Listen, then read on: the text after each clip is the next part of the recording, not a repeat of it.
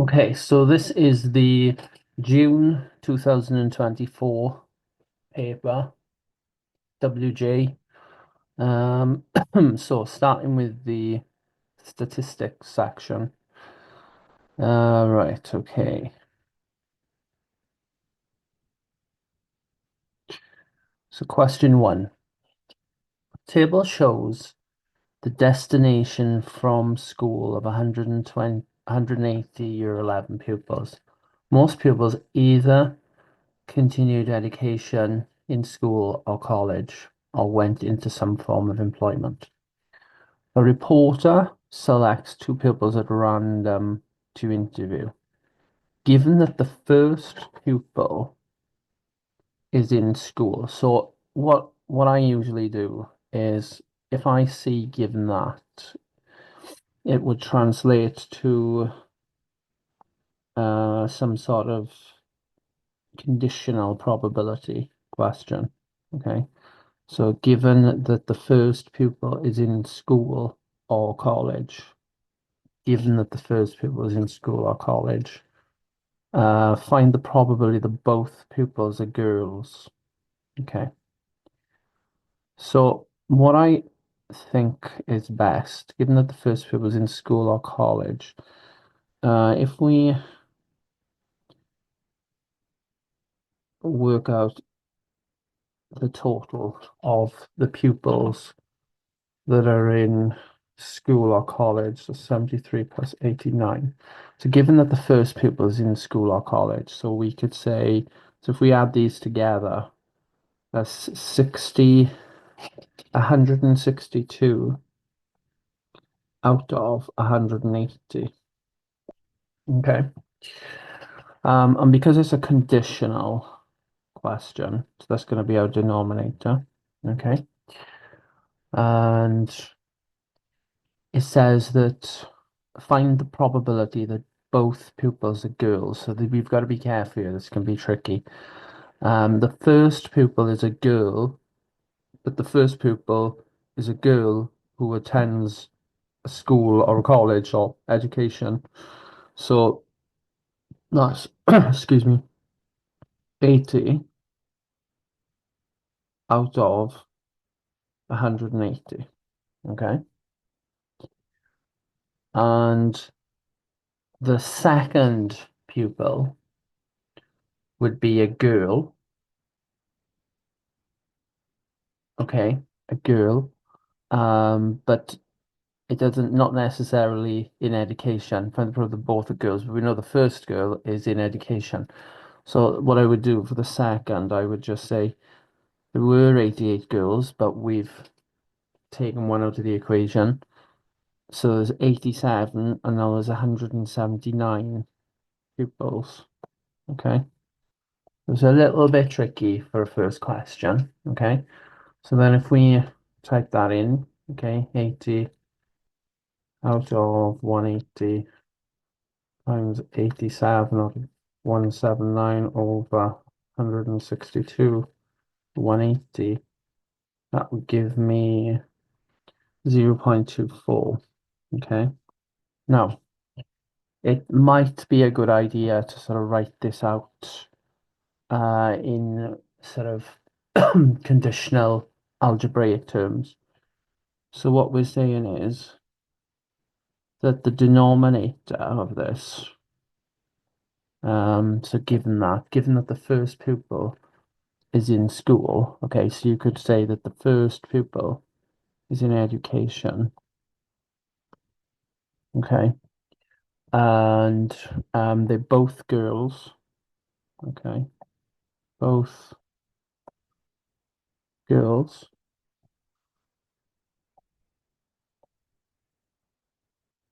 Okay, so the denominator would be education.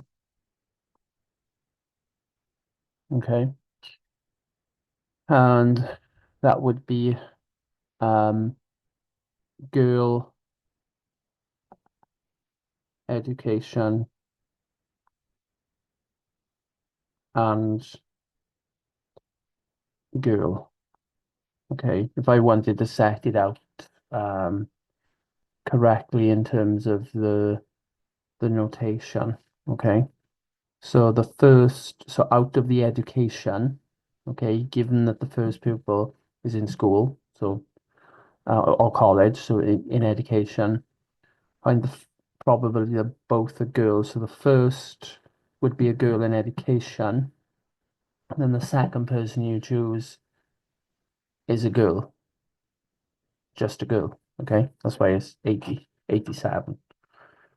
So that's a bit tricky to start with. Okay.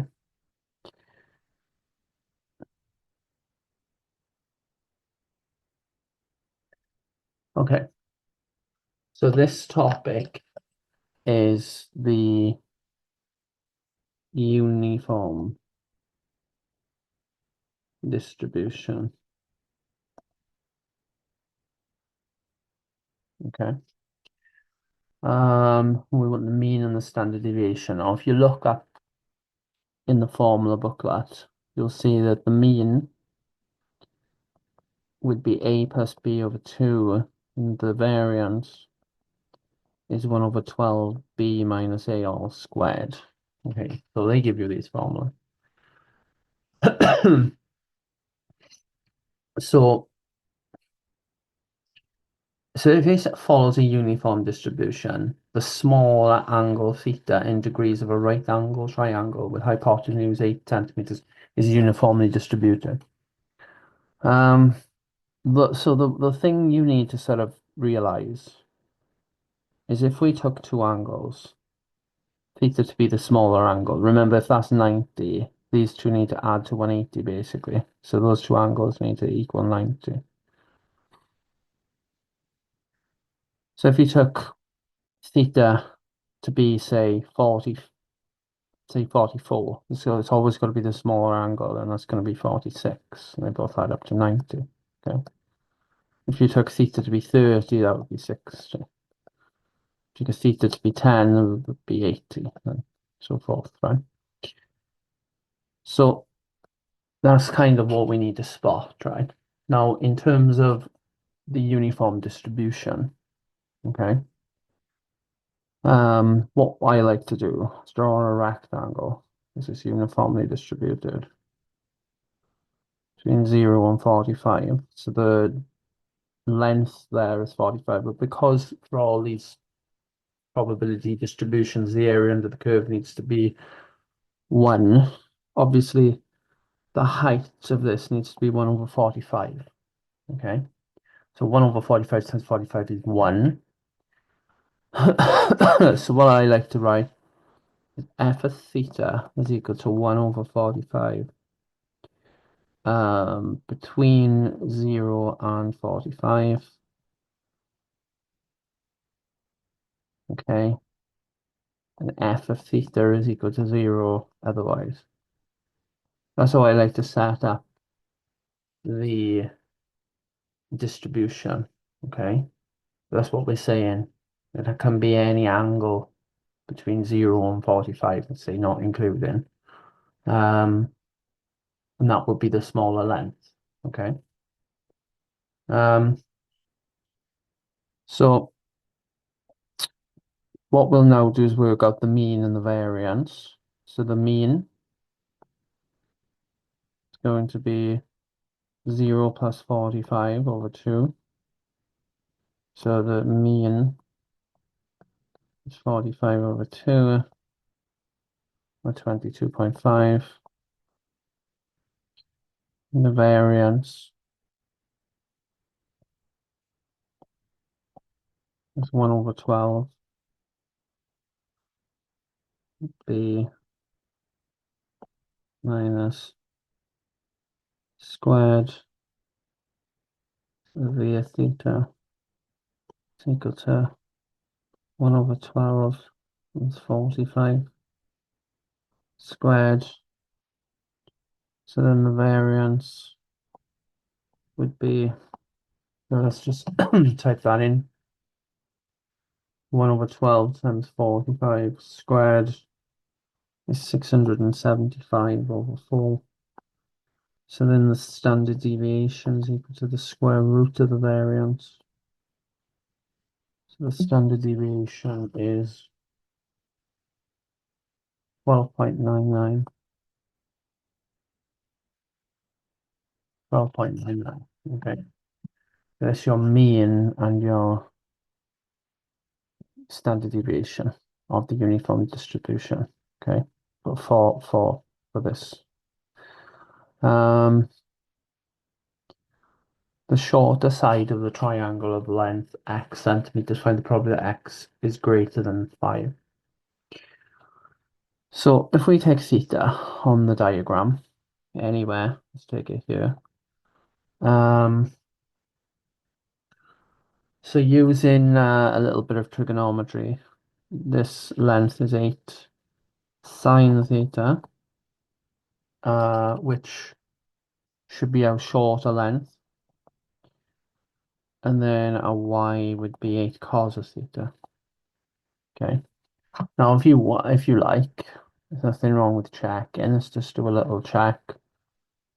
So if you said 8 sine take theta to be 30, let's just take theta to be 30. 8 sine of 30. You type that in the calculator. Obviously, sine of theta is a half. That's 4. And then 8 cos of 30. If we type that in, 8 cos of 30. Okay. It's 4 root 3, which is obviously bigger than 4. Okay. So we know that the sine of x, the 8 sine of x is going to be the shorter length. Okay. So it says find the probability that x is greater than 5. Okay. So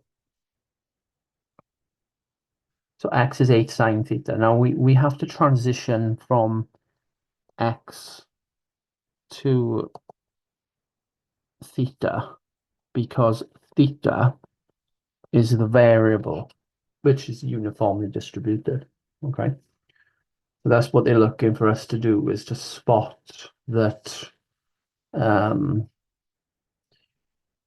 x is the same as 8 sine theta, so that we're in the distribution of theta, because theta is uniformly distributed, right? Okay, so let's do a little bit of algebra here. So sine of theta is greater than 5 over 8. So then theta is inverse sine of 5 over 8. So theta is greater than, put this in a calculator, 5 over 8, 36.68. Okay. Now, we're not out of the woods yet, right? We're not finished. What we need to do, what I do, is I go back to my distribution and I plot 66.68 and I plot 45 and I go 1 over 45. The probability we're after, okay, is going to be 1 over 45 multiplied by this length. It's 45 minus 36.68. Okay, so if I type down the calculator, 45 minus my previous answer multiplied by 1 over 45, then I get 0.1404. Okay, that's how we answer that question. Okay, it's hard though. It's a hard question. You need to have practiced a lot of this prior. There's a lot of these old questions on the old S2. When it has a large set of body measurements, it wants to investigate relationships between body dimensions. In this particular investigation, she's testing for a correlation between forearm girth and bicep girth. The diagram shows how to measure these. Okay. Why is it appropriate for us to use a one-tailed test? Okay. So if you think about the correlation, we're talking about correlation. So positive correlation would be as forearm girth increases, the bicep girth increases, which intuitively probably going to be the case. but it's not going to be the case where the forearm girth increases, the bicep girth decreases. Okay, but we don't really need to test for negative correlation. Okay, so why isn't it appropriate for awareness to use a one-tailed test? I'd write something like negative correlation not needed, as this would mean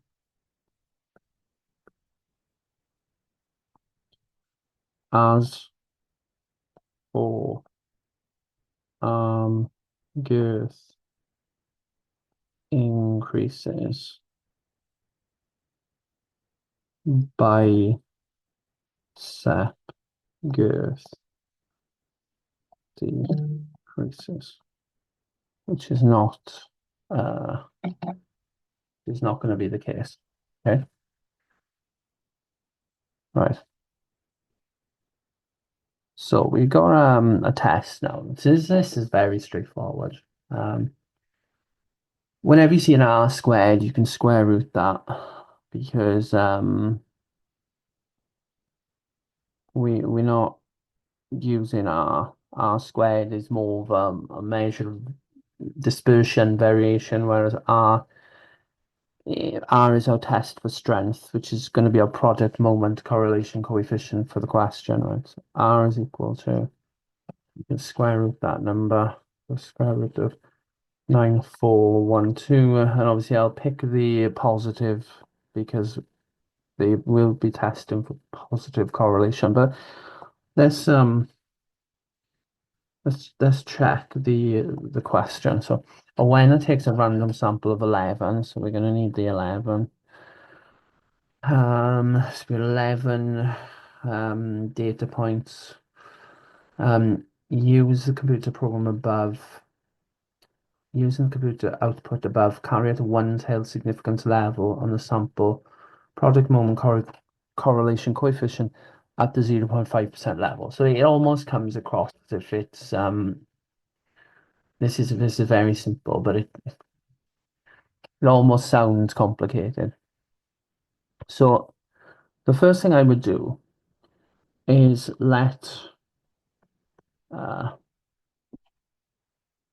uh, let's denote. So that sorry, let's denote this, right? So I use a hashtag for denote. If you're not familiar with it, don't bother. Okay, so we're gonna equals. We're gonna denote. So row is the notation which looks like a P. The population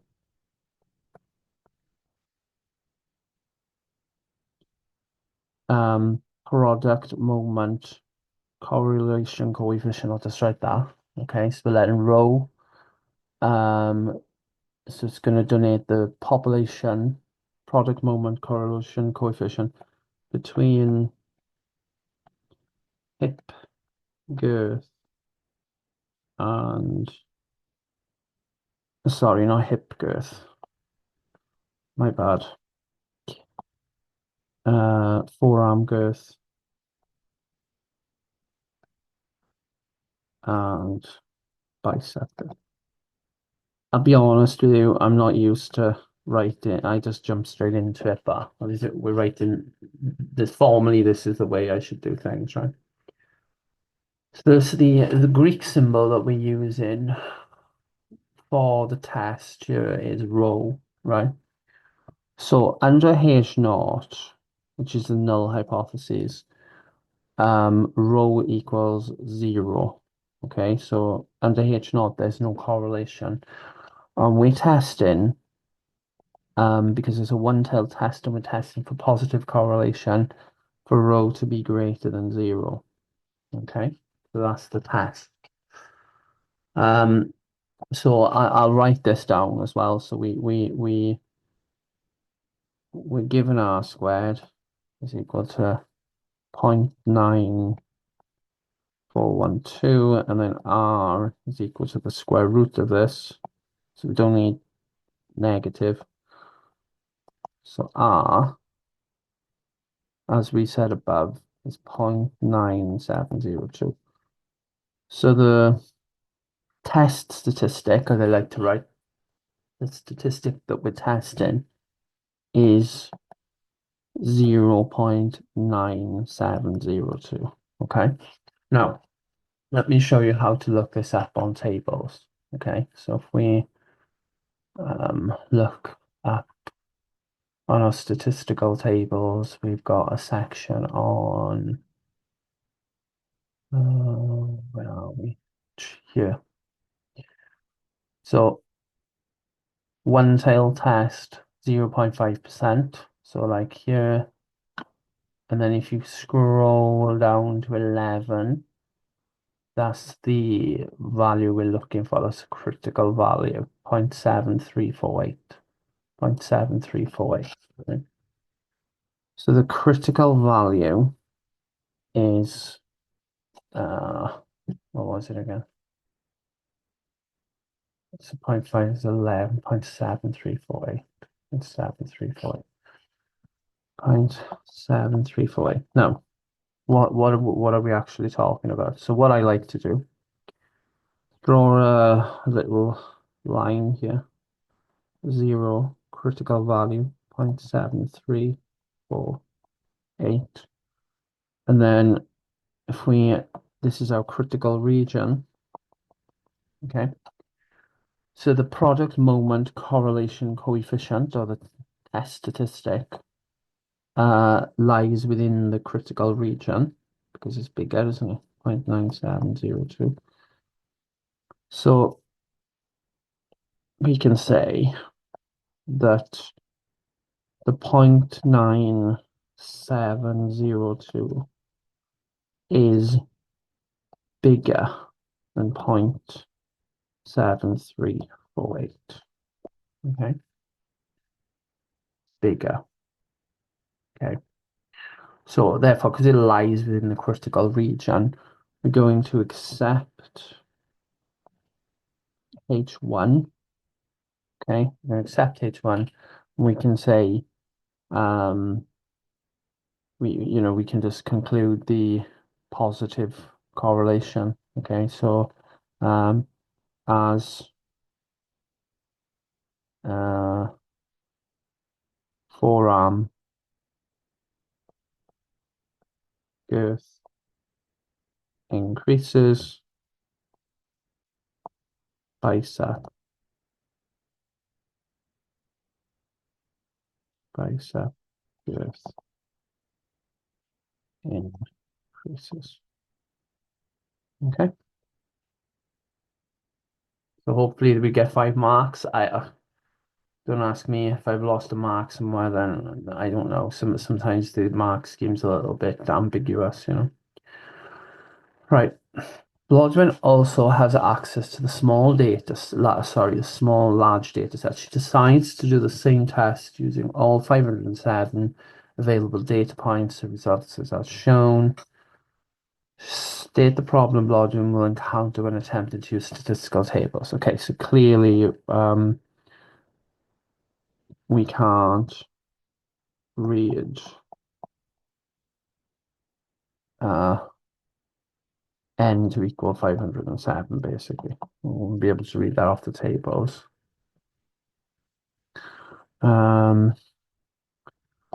Explain how Blodgett would deal with the problem. So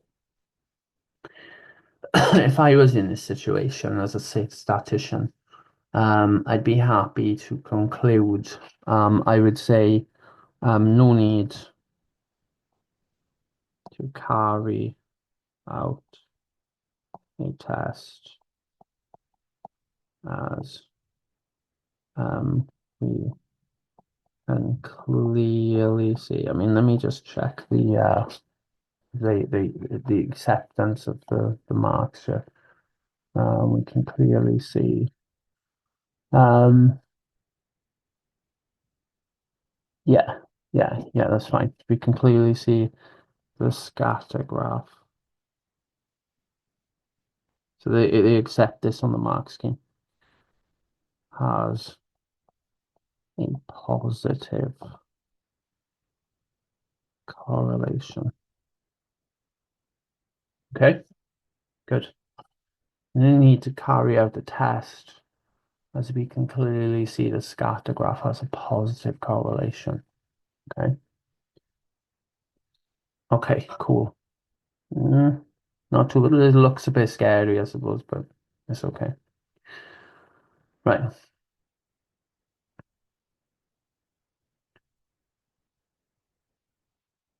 Jake works for a parcel delivery company. The masses in kilograms of parcels he delivers are normally distributed with mean 2.2 and standard deviation 0.3. So we can start it off by saying let's denote x to equal to the masses of parcels. Okay, I don't usually write this, but we should really. X is normally distributed, mean 2.2 and the standard deviation 0.3 squared. And we would like to work out x is less than 1.8. Okay. Now, all the calculators have changed. Um, I used to standardize these back in the day. I'm quite sure we can just, yeah, maybe we can see this. Let's have a go. This is a new calculator for me. So if I type in home distribution, I go down to normal CD, okay. And my lower is going to be, so let's have a think now, like the way we type this in. So the mean is 2.2, so the normal distribution looks like this. The mean is 2.2, we want 1.8. We want all like this area. So the higher, the lower limit, then pick something very small, like say minus 1,000, 1.8, and then okay, type in your, okay, I got 0.0, just to be 0.0912. So back in the day, I mean, we would standardize. Fine. I think that's fine to just type that in now, okay? Jake delivers the lightest 80% of the parcels on his bike. The rest, he puts his car into his car and delivers by car. Find the heaviest mass of the heaviest parcel he would deliver by bike. Okay, so what we're looking for now is, if that's 2.2, we're looking for the 80th percentile, basically. Okay, the 80th percent is like when you look at box and whisker, like the median is halfway, which is the 50th percentile. We're looking for the 80th percentile, so just slightly bigger than the upper quartile. Um, Again, you can look up on the formula booklet x minus mu over sigma, that formula. I mean, let's have a quick look. Let's have a look. So I do forget like what we actually have on the formula sheet. So, so if we type into Google statistical tables, sorry, not the statistical tables, the formula booklet. We look at the formula booklet. Let me scroll. Let's just have a look at what we've got in terms of the stats. Yeah, normal. I mean, I will use this in a second when we come to the hypothesis testing. Um, is there anything on here that helps us? X. I'm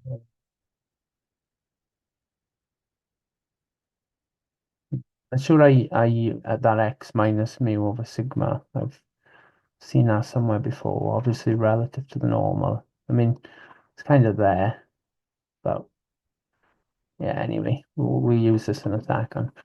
So in terms of the tables now, the one I like to use when it comes to the percentiles is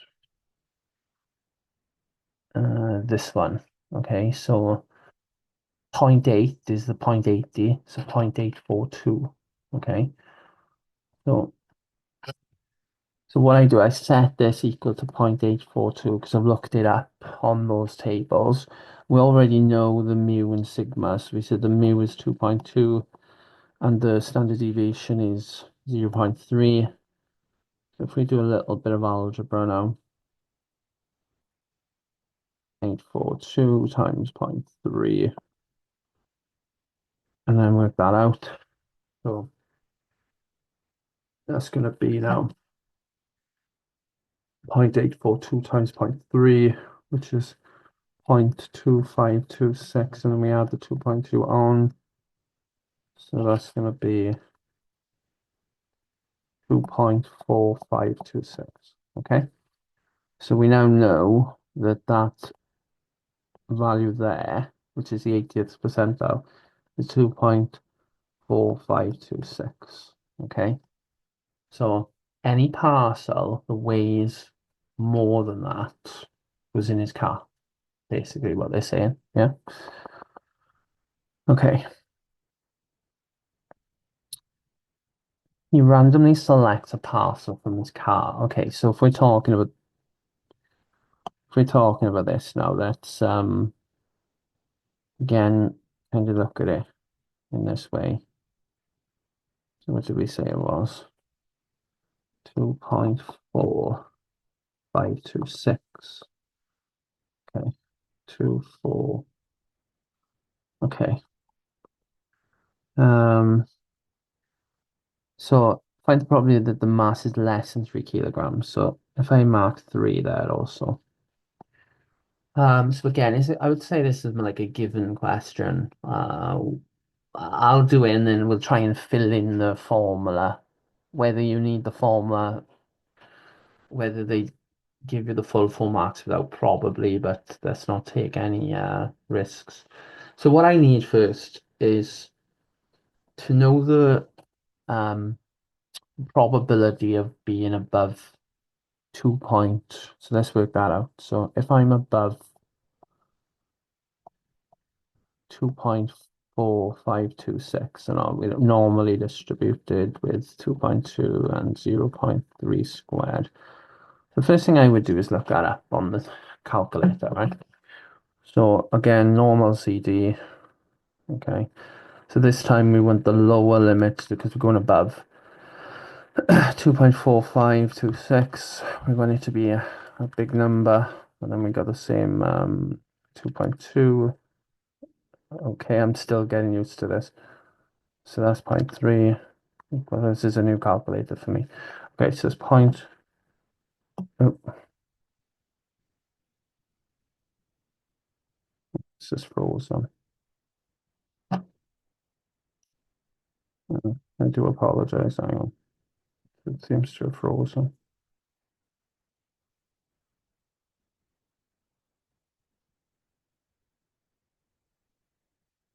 Okay.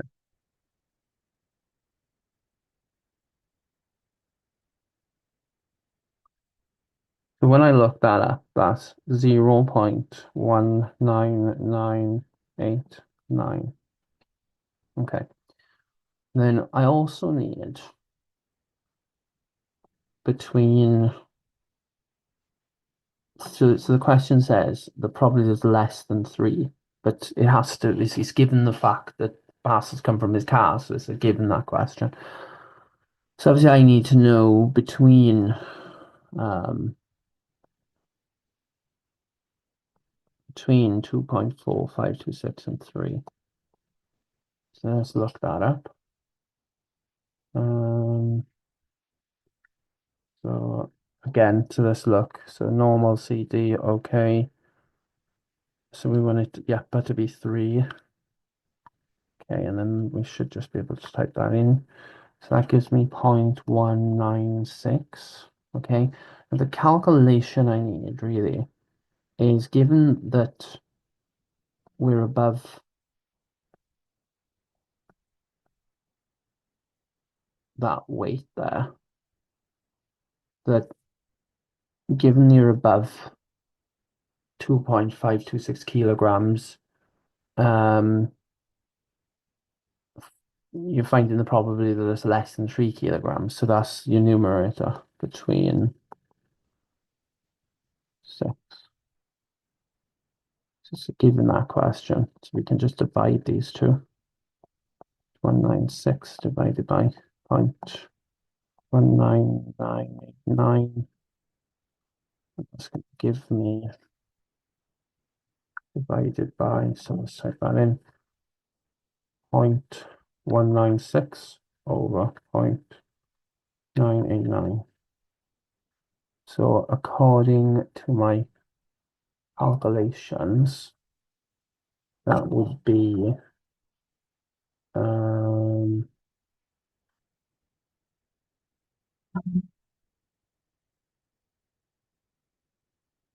yes, 0.981. Yeah, okay. Okay, so after given that question, I would have thought, yeah, it'd be a little bit tricky to be careful. Maybe I should fill in the blanks here as well. So that would be like the notation here would be it's come from the car, and X needs to be less than 3. Okay, so that's what we're actually working out. Okay, cool, cool. Let's just check my battery here.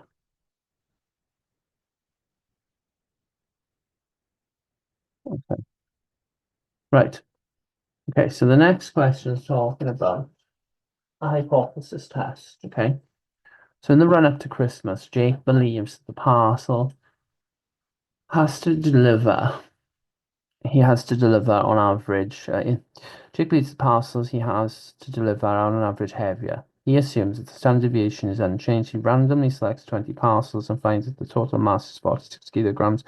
Test Jake's belief at the 5% level of significance. So it's a test using the normal distribution with the sample mean. Okay. So X bar here is 46. If you add up all 20 parcels, they come to 46. So we're going to need to know what the average is. So 46 divided by 20 is 2.3. Okay, that's the first thing, 2.33 kilograms. Okay. So it's taking a sample of 20 and the average weight, the average mass is 2.3 kilograms. Okay. Next thing we're doing, because we're going to conduct a test. Again, let's say that we're talking about um, X being this heavier, so average mass of parcels. Okay, so under H naught, the mean is 2.2. Under H1, he believes that the mean is bigger than 2.2. Okay, that's the test. That's the hypothesis setup. Um, so we're going to alter the mean here. We're going to alter the parameters of the normal distribution, and we're going to say that under H naught, 2.2. Now, what I like to use is the standard deviation divided by the square root of n, and n is 20. Now, let me just show you where I get this from is in the formula booklet. Use that to help you if you like. Okay, that'll just help you set it up, right? That initially anyway. Okay. Um, so this under H naught, so our test statistic is 2.3 kilograms. 3 kilograms. I like to draw a little normal distribution. We've got 2.2 and we've got 2.3 and we want above. Well, that's what we want to test. That's our test, right? Probably of X is greater than 2.3. Okay. And that's going to give us a p-value for the test. Okay. So go into again, using this, your lower is 2.3. Your upper is something big, like whatever, couple of zeros on the end. Just be careful with the standard deviation because here what I want is zero point 0.3 divided by the square root of 20. That's going to cause the problems, I can guarantee, right? Equals, and then we should execute a p-value, right? Our p-value. So our p-value is 0.068, okay? So you can see that the p-value is greater than 5%, so we accept H naught. Therefore, we conclude that parcels weigh on average 2.2 kilograms. Okay, they weigh on average 2.2 kilograms. All right, that's okay. That's good. That's fine. Not too bad. I quite like these tests. Okay, there's nothing wrong. Nothing in easy marks, I think.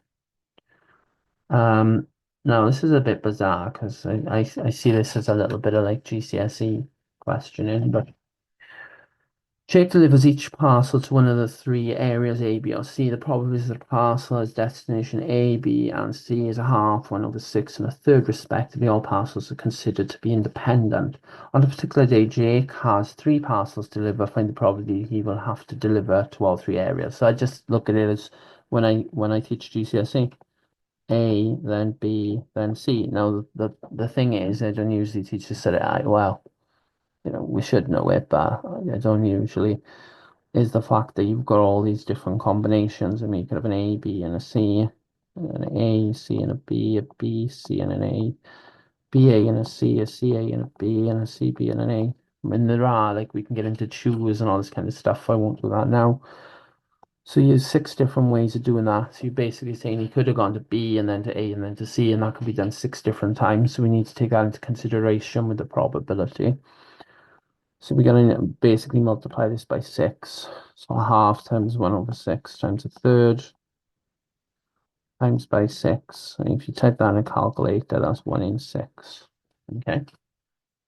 I don't know. It's more like a GCSE question. On a different day, Jake has two parcels to deliver. Find the probability that he will have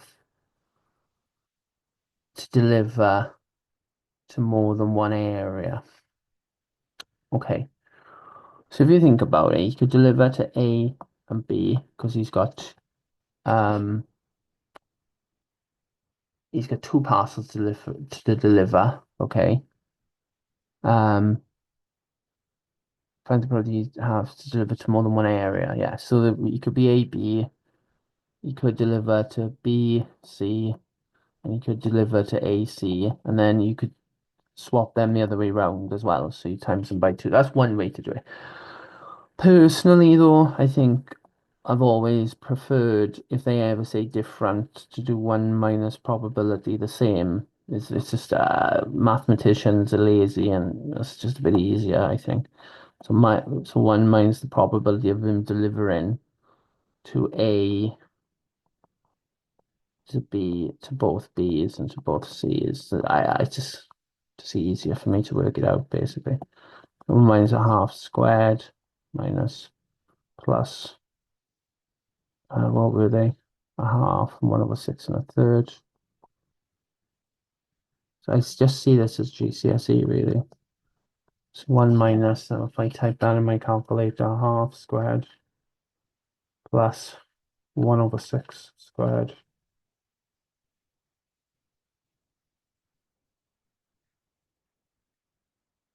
One over six all squared plus 1/3 all squared is 7/18, which is equal to 1 minus the answer is 11/18. Okay. Right, so that is the first half of the paper, or roughly the first half.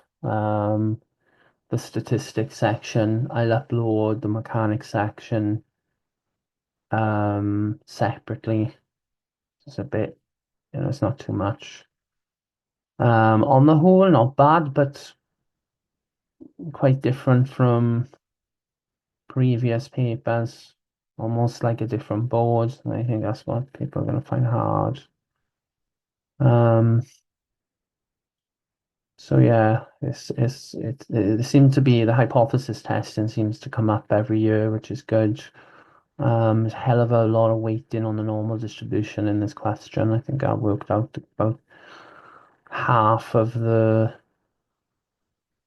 statistics section because if we have a little look, I think the statistics say the papers out of 80. So I mean, there's 21 marks there on the normal distribution question, which is 25% of the whole paper.